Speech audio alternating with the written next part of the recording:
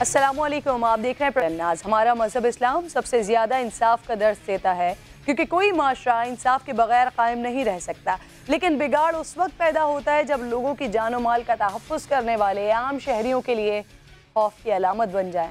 Police की सफ़ों में मौजूद कुछ काली भेड़ों ने इस इदारे की साख को नुकसान पहुँचाया।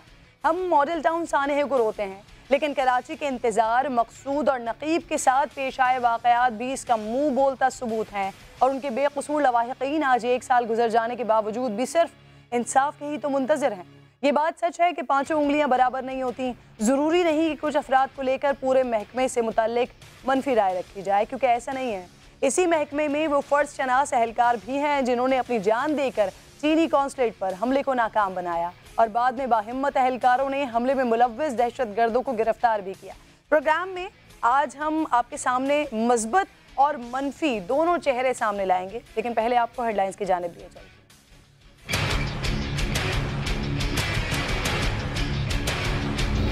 मंसूबा कहाँ बना, इधर वो किस तरह आते रहे, असला कैसे आया और इधर इनको कौन फैसिलिटेट करता रहा, उस सारे अल्हम्दुलिल्लाह सारे मंसूबे को हमने बिल्कुल वाज़ेह कर दिया। और में तमाम जो भी लोग मुलविस थे, एक आध अभी गिरफ्तार नहीं हुआ, बाकी तमाम 5 इसमें गिरफ्तार हैं, सिर्फ एक बंदा रहता है।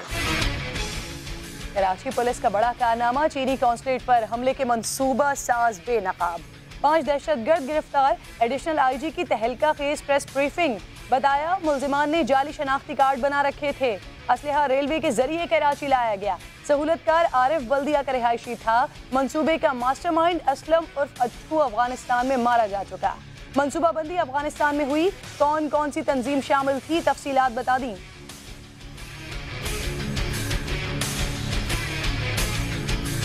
PLA के लोग थे ज़्यादातर, उसी की तरह के उसमें थे कनेक्शन ज़्यादातर, और उनके अपने रिश्तेदारों को उन्होंने चुना था क्योंकि दे वांटेड टू सक्सेस। और उसमें हमें वही अफगानिस्तान में प्लान बना और इंडिया और राह का इसमें हाथ था, ये उसी केस में आंसर था। क्या थे वो जराए जिससे अलीमा बाजी ने अरबों रुपए की प्रॉपर्टी खरीदी। अलीमा आपा कभी मुल्क की वजीर आजम नहीं रही और तमाम जायदाद उन्होंने खुद डिक्लेयर की है। मरियम औरंगजेब और फवाद चौधरी में ट्विटर पर लफ्जी जंग छिड़ गई। मरियम औरंगजेब ने लिखा, अलीमा बाजी इमरान खान की बेनामीदार है। फवाद चौधरी दिफा में बोले, आपकी सियासत झूठी कहानियां घड़ने तक है।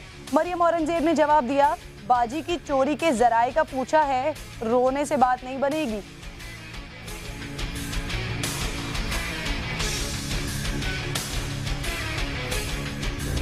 मैंने इमरान खान को कभी ज़िंदगी में एक जुराब भी नहीं दी। मैंने कंटेनर लगवाए हैं, मैंने कुर्सियां लगाई हैं, मैं दरियाँ लगवाई हैं, मैं धरने में सफाइयाँ करवाता रहा हूँ, मैं लाइटें चेक करवाता रहा हूँ, मैं जनरेटर का जो है ऑयल भरवाता रहा हूँ, मैं पीने का पानी मंगवाता रहा हूँ, ये सारे काम मैंने किए। इमरान खान की ATM के लक़ब पर शर्मिंदगी नहीं। अलीम खान का समा को खुसूसी इंटरव्यू, पंजाब की बजाय विफाक में जिम्मेदारी की ख्वाहिश, बोले विफाक में कोई भी असाइनमेंट दे दें काम करने को तैयार। वज़ीर आला पंजाब बनने से रोकने वालों को अल्लाह खुश रखे।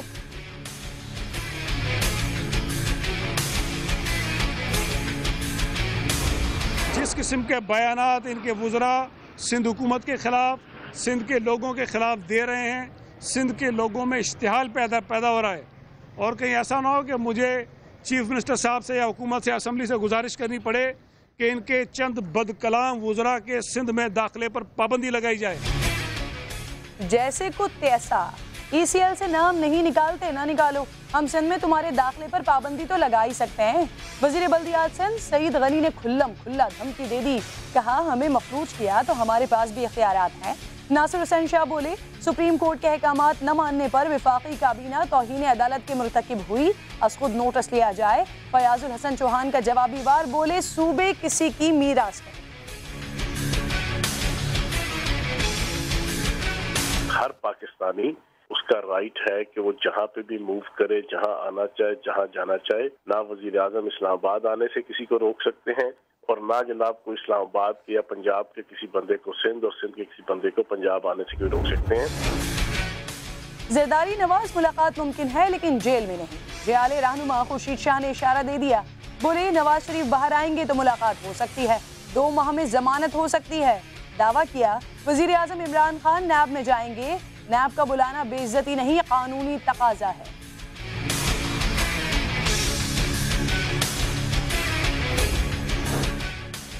जेर जमीन पानी मुफ्त नहीं मिलेगा, कंपनियों को फी लीटर 1 रुपया देना होगा। सुप्रीम कोर्ट ने मिनरल वाटर केस में बड़ा फैसला सुना दिया। रकम को डैम की तामीर के लिए इस्तेमाल करने का फैसला। टेक्सटाइल, पेट्रोलियम रिफाइनरीज, गारमेंट्स और शुगर मिल्स से कीमत वसूल करने का हुक्म। अमल दरामद के लिए खुसूसी बेंच तश्कील दिया जाएगा।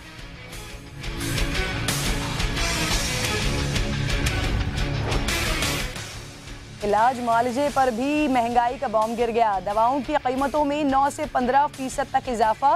ड्रग रेगुलेटरी अथॉरिटी ने नोटिफिकेशन जारी कर दिया। रुपए की कदर गिरने और डॉलर की कीमत में इजाफे को जवाज बनाया गया। कीमतों में इजाफे का इतलाक फौरी होगा। नकीब, इंतजार और मकसूद के कत्ल को 1 साल हो गया। सियासी और समाजी रहनुमाओं ने इंसाफ की उम्मीद दिलाई, लेकिन 1 साल बाद भी लवाहिकीन को इंसाफ न मिला। केस की तहकीकात कहां तक पहुंची, बात होगी आज प्रोग्राम में।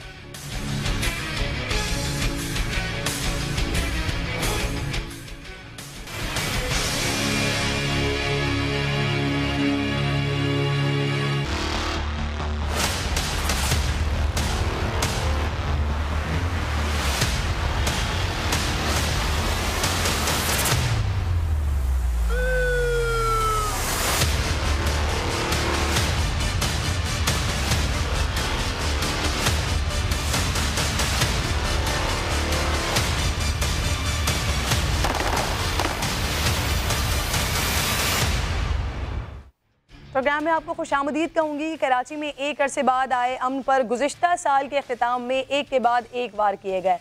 23 नवंबर को कराची में चीनी कौंसलेट के अमन को निशाना बनाने की कोशिश की गई। अमन दुश्मनों ने हदफ बनाया। मुल्जिमान कौंसलेट की इमारत में दाखिल होने में कामयाब नहीं हो सके। तीनों दहशत गर्द मारे गए। 2 पुलिस एहलकार और कोयटा से ताल्लुक़ रखने वाले बाप बेटा शहीद हुए। इस केस में पुलिस को बड़ी कामयाबी मिली है। पुलिस ने अब तक की तफ्तीश के दौरान मुल्जिमान के सहूलतकारों का सुराग लगाया है। मुल्जिमान आए कहाँ से थे, तैयारी कहाँ हुई थी, किसने मौका दिया और मौके पर उनकी क्या क्या मदद की, गाड़ी किसने फराहम की, तमाम किरदारों का सुराग लगाया गया है।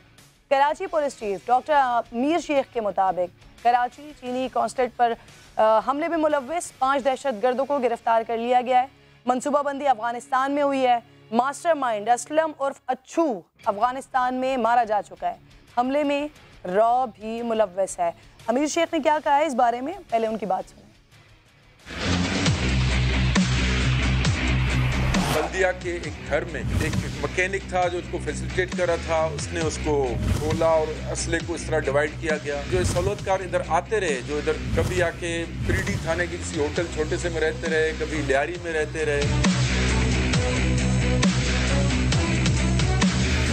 लेकिन असल इनका घर जो आरिफ नाम के बंदे का था वो बल्दिया में था। फाइनली उधर से सुबह को आए थे और यहाँ पे आके इन्होंने हमला किया था। दूसरी बात ये थी कि ये ना जाली शनाख्ती कार्ड पे आते रहे। मीर अहमद हूँ मैं, नाम अपना दीन मोहम्मद करके भी अपना शनाख्ती कार्ड अपने इसी शनाख्त के साथ कैसे बनवा सकता हूँ। इन्होंने ऐसा ही किया है, अपने नाम मुख्तलिफ रख के नए ID कार्ड बनवा दिए। असला जो लाया गया रेलवे के जरिए भेजा गया इधर। 5 इसमें गिरफ्तारी से 1 बंदा रहता है। इस तरह के उसमें थे कनेक्शन ज़्यादातर। वो उनके अपने रिश्तेदारों को उन्होंने चुना था क्योंकि दे वांटेड टू सक्सेस। और उसमें हमें वो ये अफगानिस्तान में प्लान बना और इंडिया और राह का इसमें हाथ था, ये उसके स्पॉन्सर थे। तो कराची पुलिस चीफ ने बहुत अहम इंकशाफात किए हैं। बता रहे हैं कि मुल्जिमान ने 4 माह तक रैकी की है, जाली शनाख्ती कार्ड्स बनाए हुए थे, रेलवे के जरिए कराची लाया गया ये असलहा। बल्दिया टाउन के एक मैकेनिक ने असलहे से मुतालिक मदद दी। इस पर बात करने के लिए ब्यूरो चीफ कराची फैसल शकील मुझे इस वक्त ज्वाइन कर चुके हैं। फैसल, 23 नवंबर को चीनी कौंसलेट पर हमले का वाकया पेश आया। जनवरी में पुलिस ने हमले में मुलव्विस 5 दहशतगर्दों को धर लिया। ये बहुत बड़ी कामयाबी है। बिल्कुल किरण, ये बहुत बड़ी कामयाबी है। इसके पीछे ना सिर्फ पुलिस बल्कि कानून नाफिज करने वाले इदारे, जो हसास इदारे हैं, वो भी सरगर्म थे, क्योंकि ये चीनी कौंसलेट पे हमले का एक मामला था और ये पूरी दुनिया में जो है वो इससे बहुत एक बुरा तासुर गया था। इस साल के अख्ताम पे, गुज़िश्ता साल के अख्ताम पर ये जो 23 दिसंबर को वाक़या पेश आया था। ये दहशतगर्द जो थे इनका ताल्लुक तो उसी दिन पता चल गया था, क्योंकि इनकी तरफ से क्लेम भी किया गया था और कुछ जो है इन्वेस्टिगेशन के ज़राए से ये बात सामने आ गई थी कि ये जो है वो कलादम BLA के दहशतगर्द हैं और इन्होंने जो है वो मनसूबाबंदी की थी। अब कानून नाफिज करने वाले इदारे और पुलिस ने मुश्तरका तौर पर हिकमत अमली के तहत इसको पूरा इन्वेस्टिगेट किया, किस रास्ते से वो आए, किस किस ने उनकी यहाँ पर मावनत की, क्या उन्हें लॉजिस्टिक सपोर्ट मिली, ये मंसूबा कहाँ तैयार हुआ था, इससे मुताल्लिक 5 किरदारों को जो है वो गिरफ़्तार किया गया है। अब मैं आपको ये बताऊं कि इसमें हैरत अंगेज़ तौर पर जो इंकशाफ हुआ है इस पूरी प्रेस कॉन्फ्रेंस में ये बताया गया है कि असला जो है वो रेल के ज़रिए, कोयटा से रेल के ज़रिए कराची कैंट स्टेशन पहुँचा। तो आप ये देख सकते हैं कि क्या इनका क्या निज़ाम है, कुछ भी आ सकता है रेल के ज़रिए और कितनी बार आया होगा, ये एक सवालिया निशान है। ये इसके अलावा जो दहशतगर्द मारे गए इनके एक एक नहीं 2-2 3-3 शनाख्ती कार्ड मिले जो कि नादरा के कंप्यूटराइज शनाख्ती कार्ड थे। ये भी एक बहुत बड़ा सवालिया निशान है कि ये कैसे बन गए। नादरा के किरदार पर बहुत बिल्कुल ये दोनों नादरा के किरदार पर भी है। तीसरा जो गाड़ी थी वो 6 साल पहले जिन साहब के नाम थी वो इंतकाल हो चुके थे और ये कई बार बिक चुकी थी और इसको तफ्तीश के दौरान इन्वेस्टिगेशन करने वाले अफराद को शदीद मुश्किलात का सामना करना पड़ा। ये एक बड़ी कामयाबी है कराची पुलिस की, क्योंकि ये एक दहशतगर्दों का नेटवर्क ये तो ख़त्म हुआ, अब सिर्फ एक दहशतगर्द है जिसके बारे में यह है कि अच्छू जो है वो मारा गया है और इस कड़ी से मुताल्लिक जितने भी दहशतगर्द थे वो पकड़े गए हैं। अच्छा, जैसे कि आपने बात की 40 डेज़ 23 नवंबर को वाक़या होता है, आज तफसीलात तमाम सामने आ जाती हैं। ऑलमोस्ट 40 डेज़ में ये केस ये सब कुछ सामने आ गया कि मनसूबाबंदी कहाँ पर हुई थी, क्या क्या अवामल इसमें हुए, लॉजिस्टिक सपोर्ट इन्हें कैसे मिली। तो हम कह सकते हैं कि हमारी पुलिस के अंदर इतनी एबिलिटी ज़रूर है कि वो अगर किसी केस को पकड़ लेती है तो उस केस को हल कर सकती है। तो फिर बाकी जो पेंडिंग केसेस होते हैं उनके साथ क्यों नहीं ये जिम्मेदारी और ये ईमानदारी का मुजाहरा किया जाता? फैसल, बहुत अच्छा सवाल किया है आपने। किरण, ये बताऊं मैं आपको, ये मैंने जैसे आपको बताया ये इंटरनेशनली तौर पर जो है पाकिस्तान का इमेज जो है वो बहुत ख़राब गया था। और जैसा कि CPEC चल रहा है और आपको पता है कि CPEC और चीन और पाकिस्तान के क्या रिलेशन है और इससे कौन लोग नाखुश हैं। तो इस वाक़े के बाद जो है एक तशवीश की लहर फैल गई थी जिस पे ये चैलेंज था पुलिस के लिए भी और कानून नाफिज करने वाले इदारों के लिए भी कि एक कराची जैसे मेट्रोपॉलिटन सिटी में जो है वो 3 दहशतगर्द आते हैं, वो जदीद हथियारों से कौंसलेट पर फायर करते हैं, दस्ती बम फेंकते हैं और फिर जो है वो वहाँ मारे जाते हैं।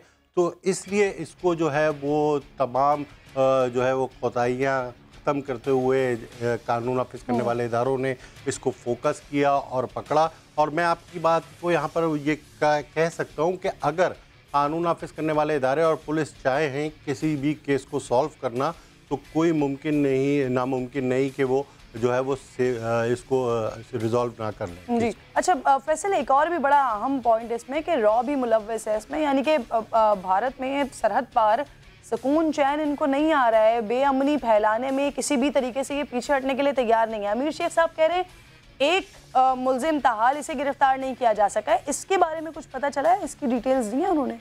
जी बिल्कुल, इसकी डिटेल्स दी है और उनका ये कहना है कि उसकी गिरफ्तारी के लिए कोशिशें की जा रही हैं। उसके बारे में कुछ मुतज़ाद इत्तलात भी हैं कि वो मारा गया है, लेकिन अभी ये तस्दीक, जी हाँ बिल्कुल अच्छू, इसकी तस्दीक हम इसलिए नहीं कर सकते क्योंकि वो पहले भी उसके बारे में ये इत्तला आई थी कि वो मारा गया लेकिन वो दोबारा से ज़िंदा हो गया। तो इस बारे में जो है वो उनका ये कहना है कि हाँ कन्फ्यूज़ हैं, लेकिन इसके अलावा दीगर जितने भी मुल्ज़िमान थे इस केस में उन्हें जो है वो गिरफ्तार कर लिया। ठीक है फैसल, लेकिन इसके साथ साथ जो अहम सवाल आपने भी उठाए हैं और अमीर शेख साहब ने जो खुद भी बताया है कि नादरा के ज़रिए 4 शनाख्ती कार्ड बने हुए थे, रेलवे के ज़रिए सामान आया है, रैकी की गई है, तो ये तमाम इदारे जो इन इंतज़ामात को देखते हैं जिसमें नादरा भी है, रेलवे भी है और वो सिक्योरिटी के लोग जिनका काम ही सिक्योरिटी पर्पस के हवाले से देखना है कि लोग 4 माह से आकर रैकी कर रहे हैं मुसलसल, तब भी वो नज़रों से गायब रहे, ओझल रहे, तो ये बहुत बड़े सवालिया निशान है और तमाम इदारों को अपने अपने काम को फ़राइज़ समझ के ही अदा करना होगा। फैसल शकील, बहुत बहुत शुक्रिया आपका। हर जगह जहाँ शायद गफलत बढ़ती गई है या फिर जब मीडिया का प्रेशर और आवाम का प्रेशर ख़त्म हुआ है उसके बाद शायद वो केस भी पुलिस वालों की तरफ से या फिर दीगर लोगों की तरफ से उस केस के ऊपर मिट्टी डालने की कोशिश की गई है। इस पर बात करेंगे नकीब, मकसूद और इंतज़ार, जिन्हें 1 साल हो गया है लेकिन इंसाफ नहीं मिला है। ब्रेक के बाद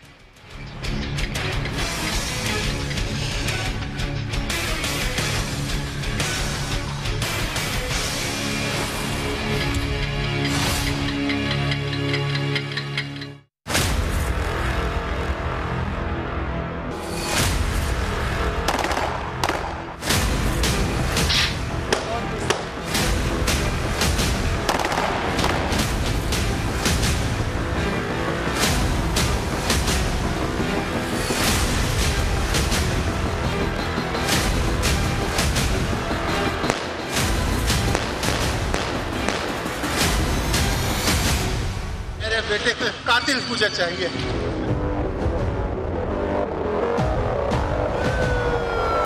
उसको मार दिया बेकसूर।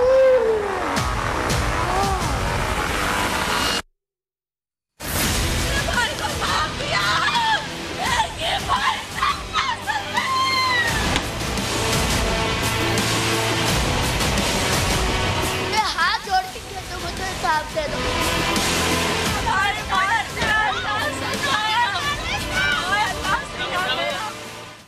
ब्रेक से पहले पुलिस के किरदार को शाबाशी आज हम दे रहे थे कि 40 दिन के अंदर अंदर एक केस उन्होंने सुलझा दिया, जिसकी वजह से इमेज शायद पाकिस्तान का दुनिया भर में बहुत ख़राब हो सकता था। लेकिन एक और इस तरह के बहुत सारे केसेस जहां आज मैं बात करने लगी हूँ 365 दिन की, लेकिन इसके अलावा बहुत सारे लोग सालों से रो रहे हैं जिनके पुलिस के हाथ में है, लेकिन शायद अपने पेटी भाइयों को बचाने के लिए पुलिस की जानिब से क्या किया जाता है, क्या किया जाता रहा है, आज वही बात करने के लिए प्रोग्राम में तीनों फैमिलीज़ के साथ में बैठी हूँ। कराची में गुज़िश्ता साल जनवरी को पेश आए 3 वाक़यात जिसने माशरे को झंझोड़ कर रखा। नकीबुल्लाह महसूद, इंतज़ार और मकसूद, इनकी मौत पर हुक्काम की आंखें खोलने के लिए माशरे के हर तबके ने आवाज़ उठाई। नकीबुल्लाह महसूद, इंतज़ार और मकसूद तीनों केसेस बेशक अलग अलग हैं, लेकिन तीनों वाक़यात में किरदार और तरीक़ा वारदात तकरीबन एक जैसी है, क्योंकि इन वाक़यात में मुल्ज़िमान के कटहरे में वो लोग खड़े होते हैं जिन्हें आवाम की जान और माल की हिफाजत सौंपी गई है। तीनों वाक़यात में पुलिस एहलकार मुलव्वस हैं, वो लोग जिनकी मौजूदगी आवाम को तहफ़्फ़ुज़ का यकीन दिलाती है। लेकिन नकीबुल्लाह महसूद, इंतज़ार और मकसूद के मुबैना पुलिस मुकाबलों ने काली वर्दी में मौजूद काली भीड़ों का वो भयानक रूप सामने दिखाया हमारे, जिसने माशरे में खौफ का माहौल पैदा कर दिया। तीनों मुकदमात में नकीब, इंतज़ार और मकसूद के अहले खाना सिर्फ़ और सिर्फ इंतज़ार के मुंतज़िर हैं, वो इंसाफ के। उनके प्यारे दुनिया से चले गए, लेकिन उनका एतमाद अब तक ज़िंदा है। इन तीनों केसेस पर पहले 2018 में जनवरी में ये तीनों केसेस हुए क्या थे, मैं आपको याद दिलाने के लिए एक तफसीली रिपोर्ट दिखा देती हूँ। उसके बाद ये फैमिलीज़ मेरे साथ मौजूद हैं और यकीनन ये फैमिली आज भी उसी दर्द, उसी कर्ब से गुजर रही होगी, क्योंकि 1 साल गुजरने के बाद वो बरसी तो मनाएंगे लेकिन इंसाफ की खुशी नहीं मना सकेंगे। जनवरी 2018 का आगाज शहर कराची के लिए कुछ खुशगवार न था। शहर में अमन अमान की कोशिशें तो की जाती हैं, लेकिन निहत्ते अवाम को न जाने किस कसूर की सजा मिलती रही। 13 जनवरी को पुरकशिश नौजवान नकीबुल्लाह महसूद एक पुलिस इनकाउंटर के दौरान कत्ल हो गया। साबिक SSP मलिक राव अनवर ने नकीबुल्लाह महसूद को उस्मान खास खेली कोर्ट में मुकाबले में हलाक करने का दावा किया। नकीबुल्लाह महसूद पर इल्जाम था कि इसके कलदम तंजीमों से ताल्लुकात हैं। सोशल मीडिया पर नकीबुल्लाह महसूद के कत्ल पर बहस शुरू हो गई। संगीन हकायक सामने आते गए और इनकाउंटर स्पेशलिस्ट राव अनवर के गिर्द घेरा तंग होता गया।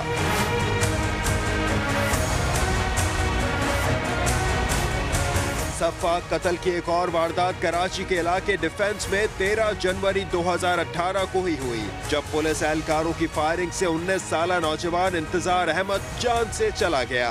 वाक़े के बाद मकतूल पर फायरिंग करने वाले एहलकारों को हिरासत में ले लिया गया। मंजर आम पर आने वाली फुटेज में देखा जा सकता है कि मुल्जिमान ने बाकायदा घात लगाकर इंतजार को घेरा। इंतजार कत्ल केस में पहले GIT बनी, पहले मदीहा कियानी और फिर मारूख का नाम केस के दौरान लिया जाने लगा। एंटी कार लिफ्टिंग सेल के एहलकारों के हाथों इंतजार के कत्ल ने एक बार फिर पुलिस को हासिल अंधाधुंध इख्तियारात पर सवाल उठा दिए।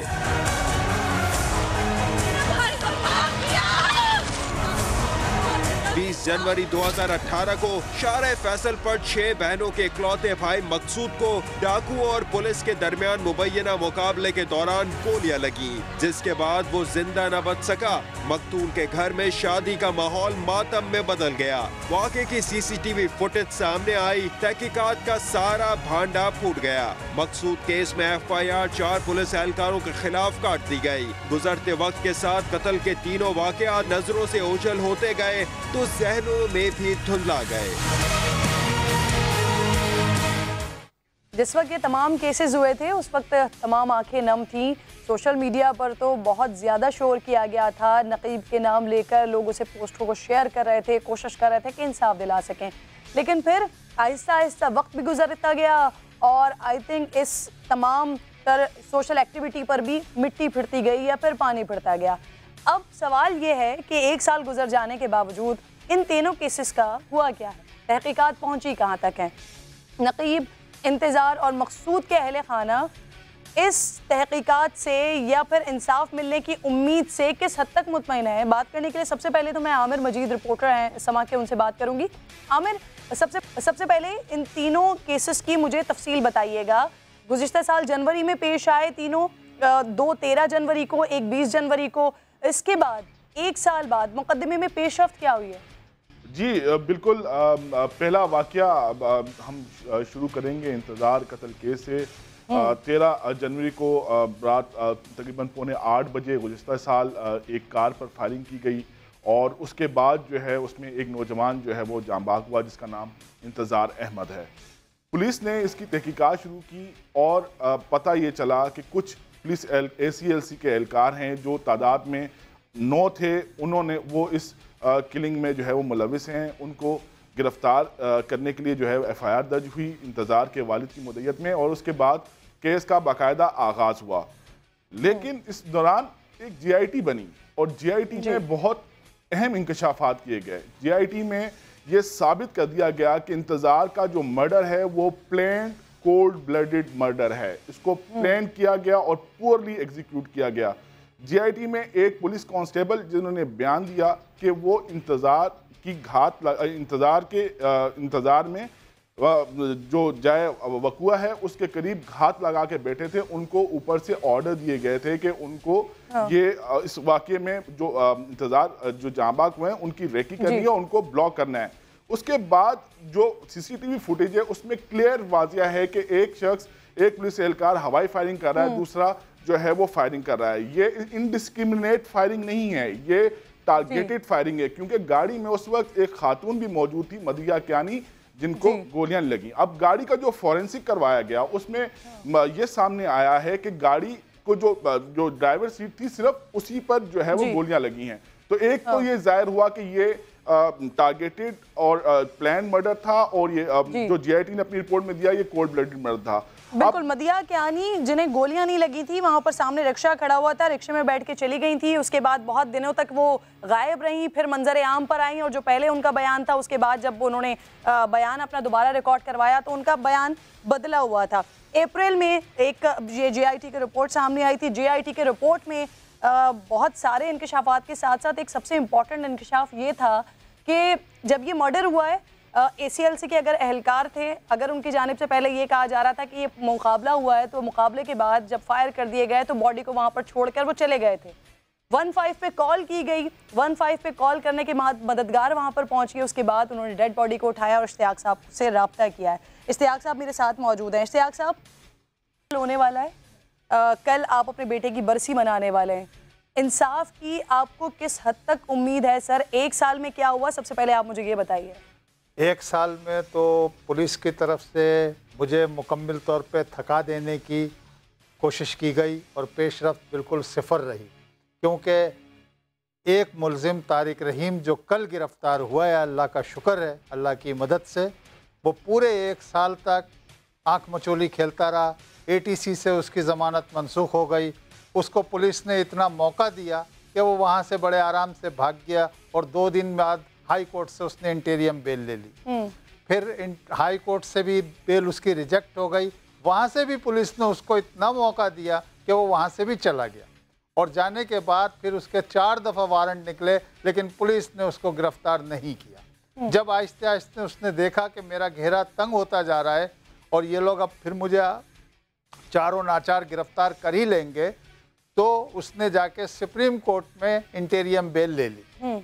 4 हेयरिंग हमने इस्लामाबाद में अटेंड की और कल अल्लाह का शुक्र है कि उसका फ़ैसला हो गया और उसकी ज़मानत डिसमिस हो गई और उसे वहीं गिरफ़्तार कर लिया गया।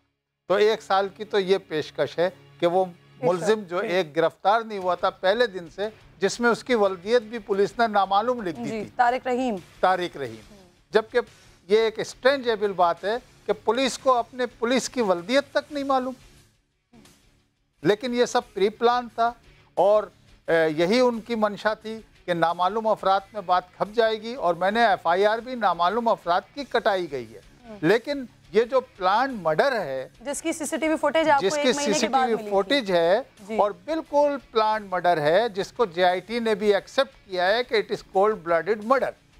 मेरे बेटे का ना कोई बिजनेस है, ना कोई रंजिश है, ना कोई दुश्मनी है, कुछ नहीं है। सिर्फ एक इशू है जिसको मैं पहले भी बयान कर चुका हूँ और मेरे जो खदशात थे वो मैंने बयान किए थे।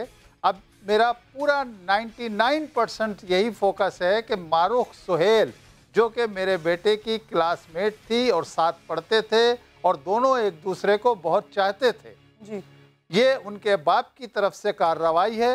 और मैं शुरू से कहता आ रहा हूँ कि उनके चचा ACLC में थे, पहले CIA में। उनके बाप ने मुझे खुद थ्रेट किया था, सोहेल हमीद साहब ने, कि इश्तियाक साहब आपको पता है मेरा भाई CIA में किस पोजीशन पे। ये मुझे वो 2 मरतबा वार्न कर बिल्कुल चुके। आप ये कई बार बता चुके हैं। आमिर ठीक है, आमिर हमीद, आमिर हमीद उनका नाम और था। जबकि मुझे स्ट्रेंज इस बात पे है कि देखें जब कोई तफ्तीश के दौरान गलत बयानी करेगा तो इसका मतलब है वो हकायक को छुपाना चाहता है, वो गिल्टी है। मैंने जब तफ्तीश चल रही थी तो आईओ से कहा था उनको फोन करो, तो उनके बाप ने कहा मेरा खानदान का कोई फर्द महकमे पुलिस में नहीं है। तो उनका सगा रेल बिरादर कैसे निकल आया CIA में? तो ये JIT को, इदारों को चाहिए कि उसको लें और उससे तहकीकात करें। ठीक है मकसूद, मैं इश्तियाक साहब आपकी जानिब दोबारा आपसे ये भी पूछूंगी कि ये इस पूरे 1 साल में मारूख के हवाले से आप बात करें, आप मदिया के आनी के हवाले से बात करें, या उन तमाम तारिक रहीम और दीगर जो मुल्जिमान हैं उनके हवाले से बात करें, कि आपकी जानिब कोई प्रेशर या कोई दबाव या सुलह की कोशिश या फिर दियत की कोशिश आपसे की गई? नहीं, मैं आपसे पूछूंगी, मैं दोबारा आऊँगी आपकी जानिब, लेकिन मैं मकसूद के केस पर बात करना चाहती हूँ। आमिर, मकसूद के केस की डिटेल बताइएगा, वो कहाँ तक पहुँचा है? जी, मकसूद के जो कत्ल है उसकी जो अभी तक पहुँचा है सिर्फ आइडेंटिफिकेशन हुई है और अभी तक सिर्फ यही साबित हो सका है कि ये पुलिस मुकाबला नहीं था, बल्कि इसको जो मकसूद था एक रिक्शे में जा रहा था। इसको क्या कहते हैं, पुलिस उनका जो रिक्शा है वो पहले टायरों पे गोलियां बरसाई गई। जब कल्टी हो गया तो उसके बाद पुलिस ने उनको घसीट कर बाहर निकाला और बाहर निकालने के बाद जो है 2 अफराद पर गोलियां बरसाई गई। एक मकसूद, एक उसके साथ जो बंदा जो है वहाँ पर बैठा हुआ था। और उसके बाद जो है इस साबित होने के बाद 4 जो पुलिस एहलकार थे शारा फैसल पुलिस के, उनके बाद मुकदमा तो पहले भी हो चुका था, उनको गिरफ्तार कर लिया। अभी केस का जो है वो ट्रायल चल रहा है। इसमें सबसे अहम बात है कि पुलिस ने जैसे ये वाकया हुआ उसको बदलने की कैसे कोशिश की। उस रिक्शे में एक लड़का बैठा हुआ था जिसका बयान SSP ईस्ट के दफ्तर में लिया गया। उस लड़के ने बताया कि ये जो है मुकाबला जो है वो हुआ था, बिल्कुल कुछ डाकू थे और उनका ताकुब कर रही थी पुलिस और उनका रिक्शा जा रहा था और वो क्रॉस रोड में आ गई। ये किसकी बात कर रहे हैं? ये जो रिक्शे में एक और मकसूद के साथ उसका दोस्त मौजूद था। जी बिल्कुल, उसकी जानिब से ये बयान दिया गया नहीं था। मकसूद था, उसके साथ उसका दोस्त था और पीछे मकसूद के रिक्शे में एक शख्स बैठा हुआ था जिसको मकसूद जो है वो ड्रॉप करने के लिए जा रहा था। उस शख्स ने आमिर, मकसूद पीछे बैठे हुए थे, मकसूद का एक दोस्त था जो उन्हें रिक्शे में अपने साथ लेके गया था और बहनों की जानिब से बहुत टाइम तक उसके बारे में भी कहा जाता रहा कि आप इन्हें भी शामिल तफ्तीश करें। बहरहाल साथ आप मौजूद थे बहरमंद खान तंगी साहब हैं, रहनुमा पाकिस्तान पीपल्स पार्टी, उन्हें मैं शामिल गुफ्तगू करूँगी। सर, सूबाई हुकूमत पाकिस्तान पीपल्स पार्टी की है जिस दौरान ये तीनों वाक़यात हुए थे। सुहेल अनवर सियाल साहब भी, वज़ीर आला साहब भी, सईद गनी साहब भी, पीपल्स पार्टी के बहुत सारे रहनुमा इंतज़ार के घर पर भी, मकसूद के घर पर भी गए थे और वहाँ पर ये यकीन दहानी भी करवाई थी कि आपको इंसाफ मिलेगा। और सर उसके 3-4 महीने के बाद इलेक्शंस भी थे। तो क्या सर ये सिर्फ इसी वजह से टैक्टिक्स थे? क्योंकि 1 साल के बाद आज हम जब देख रहे हैं तो ये फैमिलीज तो उन्हीं चेहरों के, उतरे हुए चेहरों के साथ मौजूद हैं और अभी भी सोच रहे हैं कि इंसाफ मिलेगा नहीं मिलेगा नहीं मिलेगा। बिस्मिल्लाहिर्रहमानिर्रहीम। किरण, थैंक यू सो मच। एक बहुत दर्दनाक वाक़यात हैं और ये सिर्फ नकीबुल्लाह मसूद के लिए या इंतज़ार के लिए या मकसूद के लिए नहीं, बल्कि हम सब बच्चों के बाप हैं, वालिदैन हैं और हम महसूस करते हैं, जैसे मेरा भी एक बेटा है, मेरी 2 बेटियां हैं अल्लाह न करे कि किसी के घर पे ऐसी आफत आ जाए, लेकिन जब ऐसे हादसात आते हैं, ऐसे वाक़यात रोनुमा हो जाते हैं, तो हुकूमत वक्त की ज़िम्मेदारी होती है कि वो आवाम को भी तहफ़्फ़ुज़ दे, और फिर जब ऐसा हादसा आ जाता है तो उन जो ज़िम्मेदार है, जो जिनके थाने में जिनकी मतलब कि जो थाना है, जो एसपी है, जो डीएसपी है, वहाँ ऐसे वाक़यात होते हैं तो इनके साथ उनसे पूछा जाता है, जैसे राव अनवर के साथ जो कुछ हुआ।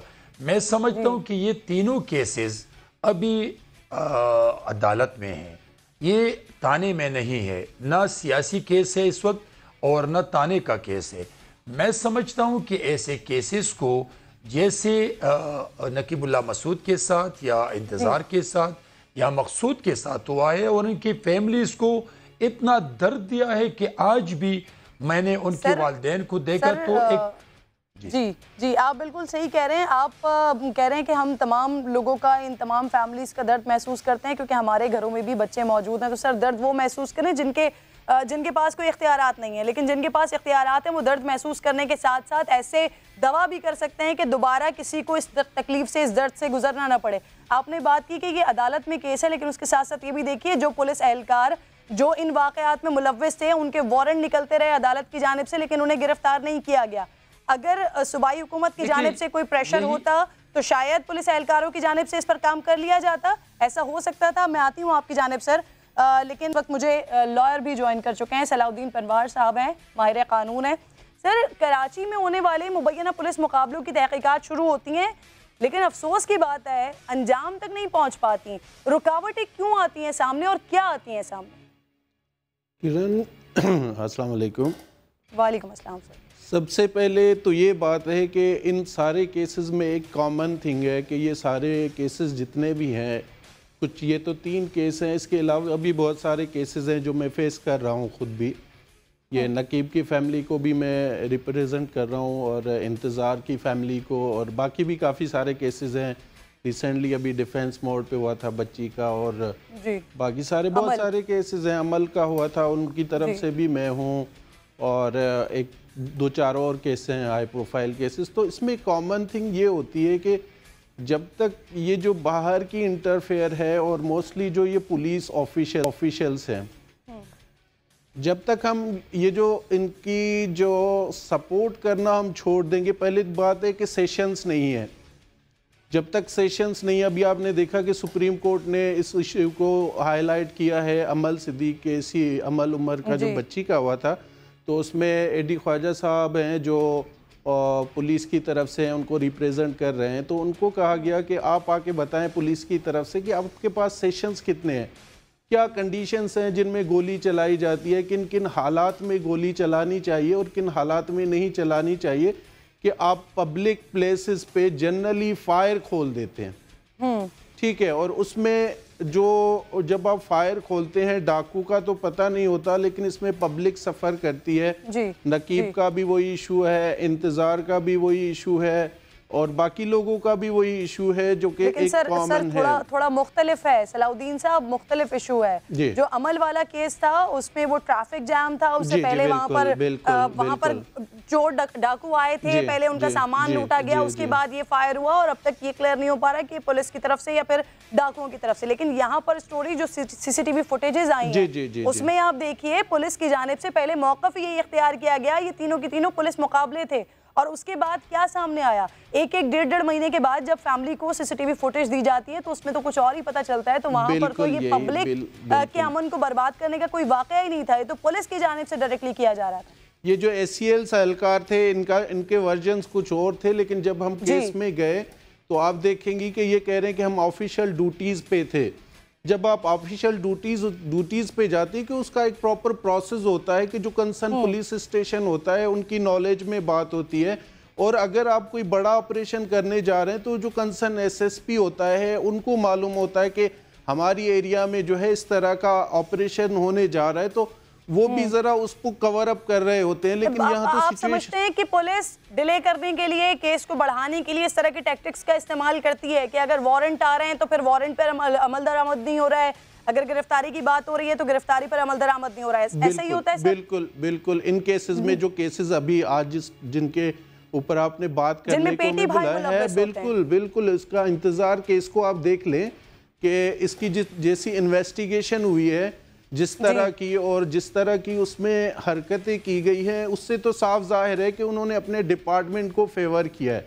और उसके बाद वारंट्स इशू होते रहे हैं, एटीसी एंटी टेररिज्म कोर्ट से वारंट्स इशू होते रहे हैं, हाई कोर्ट से वो बंदा एस्केप हो गया। तो ये जो सारी चीज़ें, जो जितनी हरकतें हैं, ये तो यही साबित करती है कि ये डिपार्टमेंट को ही फेवर कर रहा है। और जब तक डिपार्टमेंट फेवर करता रहेगा तो ये इस तरह के वाकयात तो रिपीट होते रहेंगे, क्योंकि ये बंद ही नहीं होंगे। क्योंकि आपके पास तो एक तो इन्वेस्टिगेशन सेशंस नहीं है, आपके पास इन्वेस्टिगेटर्स ही नहीं है कि उनको पता होना चाहिए कि बेसिकली इन्वेस्टिगेशन किस तरीके से की जाती है। बिल्कुल सर। और इससे पहले भी, कल परसों तरसों इससे पहले भी जब हम केसेस को डिस्कस करते हैं तो उसमें सबसे ज्यादा जो मसला आता है वो यही आता है कि पुलिस या तो केस को इतने स्ट्रॉन्ग तरीके से पेश नहीं कर पाती कि फिर वो रिहा हो जाते हैं, मुल्जिमान बरी हो जाते हैं, या फिर पुलिस की जानिब से इस तरह के टैक्टिक्स यूज किए जाते हैं कि केस को डिले किया जाए, पेंडिंग में लेकर आए। इससे पहले कि मैं जैनब की जानिब बढ़ूँ, जी सर, जैनब क्योंकि मकसूद की बहन भी मेरे साथ मौजूद है, इससे पहले मैं उनकी जानिब बढ़ूँ, मुझे डेरा इस्माइल खान से नूर रहमान जो कि नकीबुल्लाह के कज़न हैं वो भी ज्वाइन कर चुके हैं। नकीब के कज़न से बात करूंगी। नूर, मुझे बताइएगा ये आपका केस कहाँ तक पहुँचा है? रहमान रहीम, सबसे पहले तो मैं चीफ जस्टिस साहब का शुक्रिया अदा करता हूँ कि कल 10 तारीख को हमारी पेशी थी तो राव अनवर ने एक दरख्वास्त दिया, उसके वकील ने एक दरख्वास्त दिया था कि मेरी नाम ACL से निकाले, और जो चीफ जस्टिस ने उसको मुस्तरद कर दिया। जिस तरह नकीबुल्लाह का केस है, केस तो सुप्रीम कोर्ट में चल रहा है। आज तक अगर आप देखा जाए कि अदालत जिसको भी सजा देती है तो वो शहादत के बुनियादों पर देती है, ना कि ऐसे जलसे और जुलूस और तकरीरों में। जिस तरह नकीबुल्लाह का केस है, आज तक नकीबुल्लाह के केस को इतनी अहमियत नहीं दी गई जितनी सियासी जलसों और तकरीरों उसकी ज्यादा अहमियत देगी। आज जब हमारी पेशी थी, पहले सुप्रीम कोर्ट में हम पेश हो रहे थे तो चीफ जस्टिस साकिब निसार साहब ने हमें कहा था कि मेरा दिल चाहता है कि मैं वजीरिस्तान में आ जाऊँ और आपके मसाइल वहाँ पे सुनो। तो जरूर हमें ये अफसोस होता है अदालत के और सुप्रीम कोर्ट के फैसले का हमें इंतजार है कि कब हमें इंसाफ मिलेगा। इसी तरह चीफ ऑफ आर्मी साहब ने भी नकीबुल्लाह के वालिद से वादा किया था कि मैं आपको इंसाफ दिलाऊंगा। हम अभी तक अदालत के फैसले का इंतजार में है कि कब तक हमें इंसाफ मिलेगा, और हमें उम्मीद है इंशाल्लाह कि हमें इंसाफ मिलेगा। आज देखा जाए नकीब के केस पर, नकीब के नाम पर बहुत सारे ऐसे लोग हैं जो इसके नाम पर सियासत कर रहे हैं, तो हमें चाहिए कि न जो इसी तरह लोग हैं जो नकीब के नाम पर सियासत करते हैं या इदारों या अदालियों को या फौज को गालियां देते, तो इससे केस हल नहीं होता। केस हल होता है सुप्रीम कोर्ट में, अदालत में। तो हम इंतजार कर रहे हैं कि हम इंसाफ हमें कब मिलेगा। ठीक है। और आपने जो बात की कि सियासतदान जो नाम को इस्तेमाल कर रहे हैं तो उस नाम को इस्तेमाल ना करें बल्कि फैमिलीज़ को इंसाफ दिलाएं। बिल्कुल यही पॉइंट हम लेके बैठे हैं जैनब, और उनके वालिद मैं आपसे सवाल करूंगी कि जिस वक्त ये वाक़या हुआ था आपके घर में सुहेल अनवर सियाल साहब भी आए थे, सईद गनी साहब भी आए थे, दीगर लोग भी आए थे, पाकिस्तान तहरीक इंसाफ के लोग भी आए थे, PSP के लोग भी आए थे, इमरान इस्माइल साहब भी आए थे।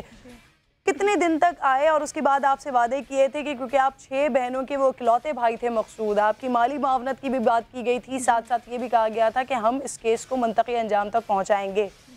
फिर उसके बाद किसी ने दोबारा राब्ता किया?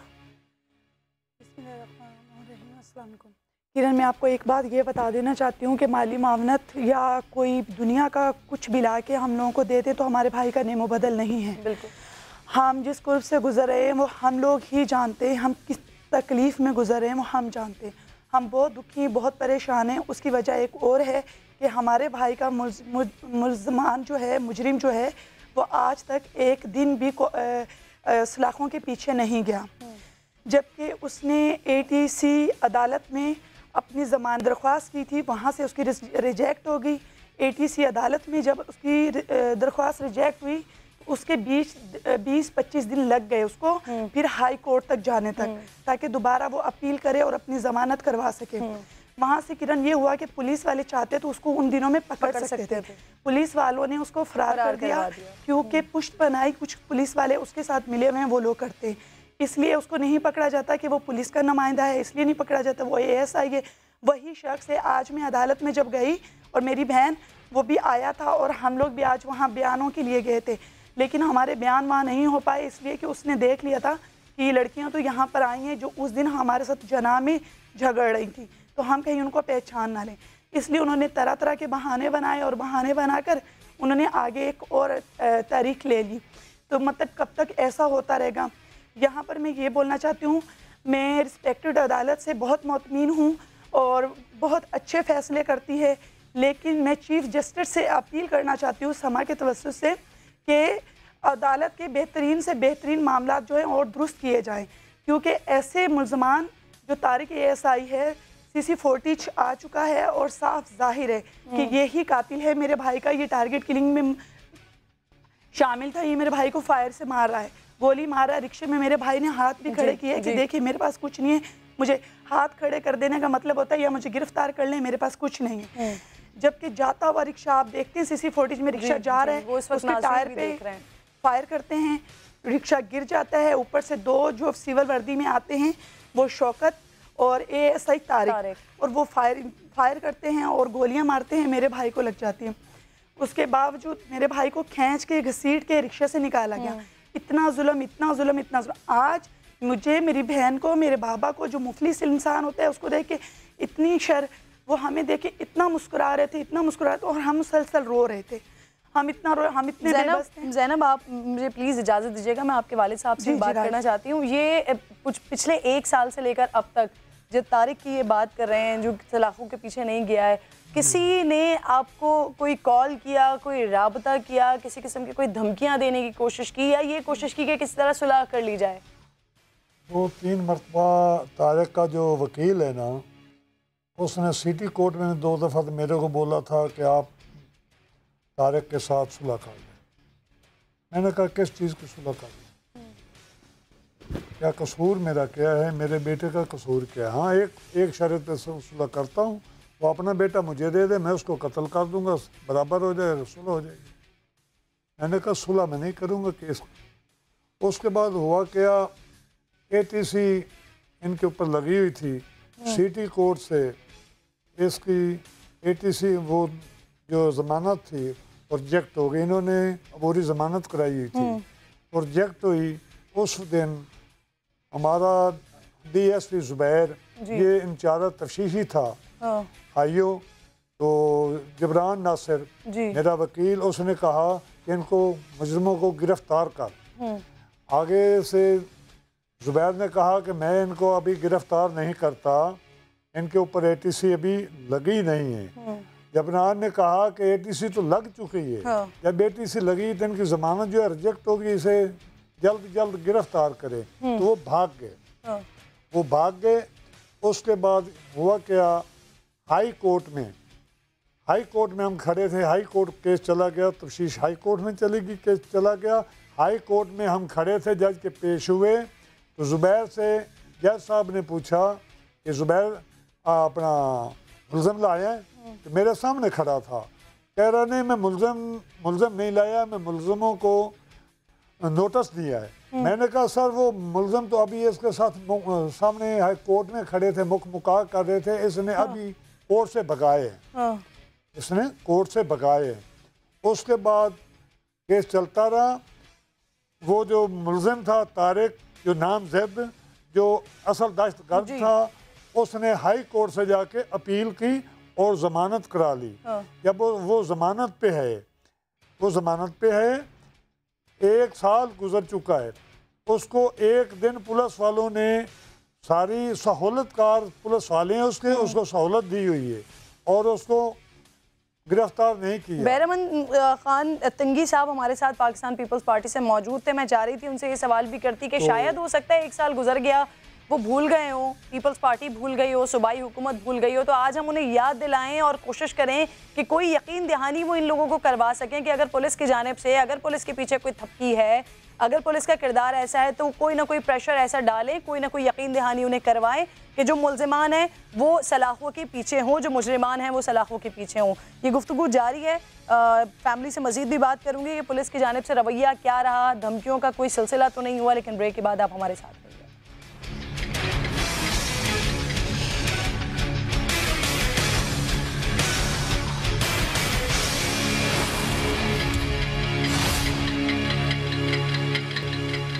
Welcome back once again. Naqeeb, Maqsood और इंतज़ार, ये तीन वो केसेस हैं जो लास्ट ईयर जनवरी में पेश आए थे।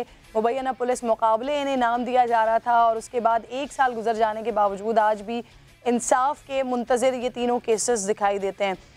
नकीब का केस ज़्यादा हाईलाइट इस वजह से हो गया था कि उसमें राव अनवार साहब की बात हो रही थी मुस्तकिल बुनियादों पर, और राव अनवार साहब वो किरदार जिनके होते हुए मलीर के हल्के में, मलीर के इलाके में सबसे ज़्यादा 400 से ऊपर पुलिस मुकाबले हुआ करते थे। और अब जब उनके ऊपर ये बुरा वक्त शुरू हुआ, जब नकीब का केस सामने आया, उसके बाद कराची में पुलिस मुकाबले डांग होने के बराबर हो गए।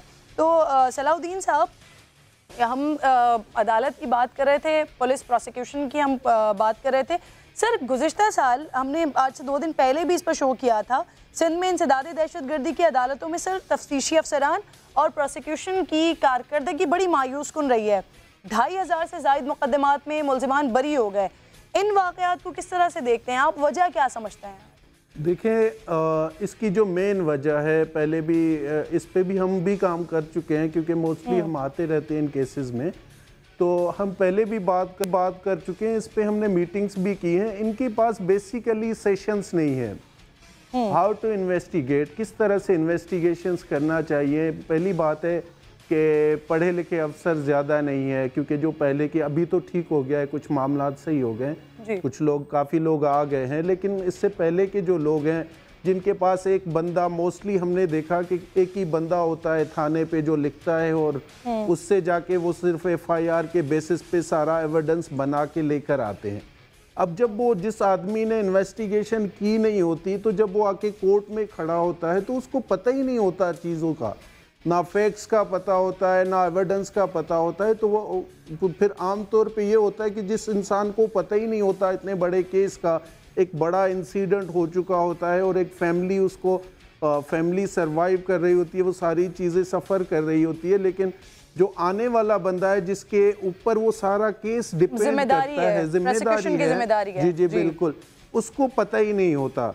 जब उसको पता ही नहीं होता तो मोस्टली फिर ये होता है कि वो सारे लोग, कोर्ट्स तो अपना काम ठीक से कर रही है लेकिन मटीरियल में कुछ नहीं होता, तो फिर कोर्ट क्या करे। कोर्ट ये करती है कि फिर वो सारे लोग छूट जाते हैं और छूटने के बाद आप देखें कि ये वाक़यात फिर रिपीट होते रहते हैं और हम सब इसमें सफ़र करते हैं।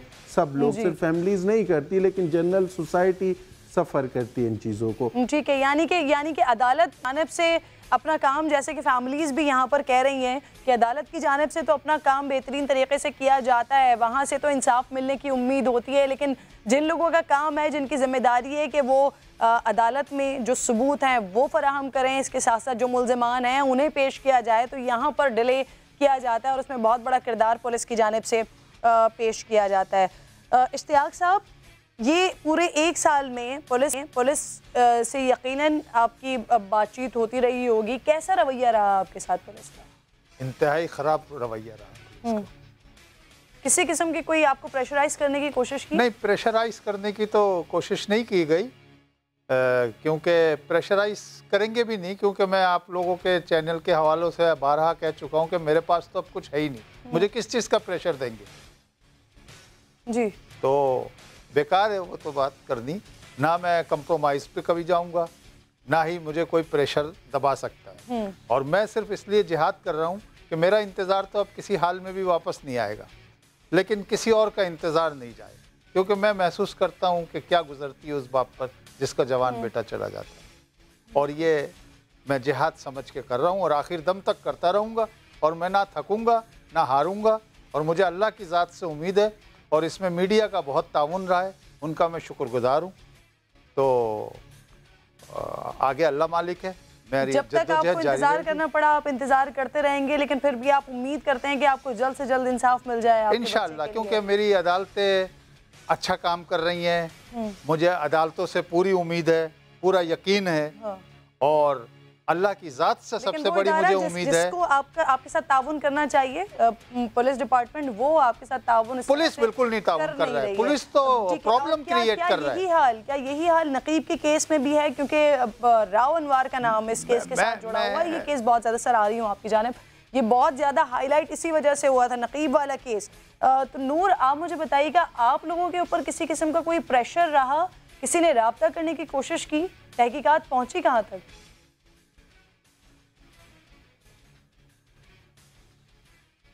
देखिए, जिस तरह आपने बात की कि किसी तरफ से आपके ऊपर प्रेशर हम किस चीज़ की लेंगे या हमें किस चीज़ की प्रेशर वो देंगे, क्योंकि एक तो नकीबुल्लाह को बेगुनाह शहीद किया गया और बेदर्दी से उसको शहीद कर दिया गया। अदालत में केस चल रहे हैं और राव अनवर ऐसे जब अदालत में पेश होता है तो वो ऐसे आता है जिस तरह इंडिया के हीरो फिल्मी डायरेक्टर हो, ना उसके हाथ में हथकड़ियाँ होते हैं, ना उसके हाथ में कोई चीज़ होता है।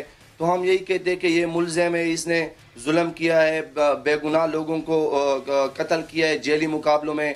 तो हम अदालत से, चीफ जस्टिस से और चीफ ऑफ आर्मी स्टाफ से और हमारे प्राइम मिनिस्टर साहब से, जो इंसाफ के नारे लगा के आज मुल्क का वज़ीर आज़म बना है, उन्होंने इंसाफ का नारा लगाया था कि मैं गरीबों को इंसाफ दिलाऊंगा, तो हम उससे ये पुरजोर मुतालबा करते हैं कि हमें फौरी तौर पर इंसाफ दिलाया जाए, क्योंकि ये जालिम है। नकीब तो चला गया, हम यही चाहते हैं कि इसी तरह और मजीद नकीब न चला जाए, क्योंकि इस मुल्क में गरीबों के साथ इंतहाई जुल्म हो रहा है। और कराची में जिस तरह आप देखें पुलिस की बदमाशियां ऐसे उठाते हैं और फिर जेली मुकाबले में उसको शहीद किया जाता है। तो हम यही कहते हैं कि राव अनवर जो GIT बनी थी, मुलव्विस होते हैं उनको इतना प्रोटोकॉल दिया जाता है। नूर, तो फिर तो राव अनवर साहब एक, खुद आपने कहा कि बड़े लाडले रहे हैं। ज़ैनब, आखिरी मिनट है मेरे पास, कोई अपील आप करना चाहेंगी, कुछ कहना चाहेंगी इंसाफ के लिए? तो ये कैमरा आपके पास। जी बिल्कुल, एक तो मैं इन्हीं भाई की बात को थोड़ा सा आगे चलाना चाहूँगी। आज जब हमारे भाई के मुल्ज़मान लेकर आया गया तो पुलिस उनके आगे पीछे इस तरह थी जैसे जी कोई नया नवेला दुल्हा आ रहा, इस तरह से उनको इतना ज़्यादा प्रोटेक्ट किया जा रहा था। और हमें पुलिस ऐसे देख रही थी जैसे हम लोग किसी के कातिल हों, हम लोग मुजरिम हों। सेकंड, मैं बिलावल भुट्टो जरदारी से अपील करना चाहती हूँ, जो कि मेरी बहन बेनज़ीर का वो अच्छे से जानते हैं कि उनकी वालदा शहीद के नाम से नाम है। तो मेरी बहन बेनज़ीर की पढ़ाई, एजुकेशन का खर्चा और आगे उसकी जो भी जिम्मेदारियाँ हैं वो बिलावल भाई अफोर्ड करें, यानी कि वो जिम्मेदारियाँ खुद से लें। मैं ये नहीं कहती कि मेरी बहन को उठा के कहीं मतलब कोई लंदन, पेरिस, जापान पहुँचा दें, भले एक छोटे से स्कूल में, लेकिन उसकी पढ़ाई कम से कम जिम्मेदारी उठाएं, क्योंकि ये 6 बहनों की इकलौते भाई थे। एक मेरी बहन सनम है जो जुल्फ़कार अली भुट्टो के ही दोनों साहबजादियों का नाम है, एक का नाम सनम है और दूसरी का नाम बेनज़ीर। इन दोनों की पढ़ाई का ठीक है, बिल्कुल ये अपील कर रही हैं। और इस तरह के पाकिस्तान में बहुत सारे केसेस, बहुत सारी माएँ, बहुत सारी बहनें हैं जो इंतज़ार में बैठी हैं कि कब उन्हें इंसाफ मिलेगा। बहरहाल पुलिस के इस तरह के वाक़यात में, बेअमनी के वाक़यात में कमी तो आई है, लेकिन अभी भी ये फैमिलीज़ इंसाफ की मुंतज़िर हैं। आपसे पीर को फिर मुलाकात होगी, अपना ख्याल रखिएगा। अल्लाह ने।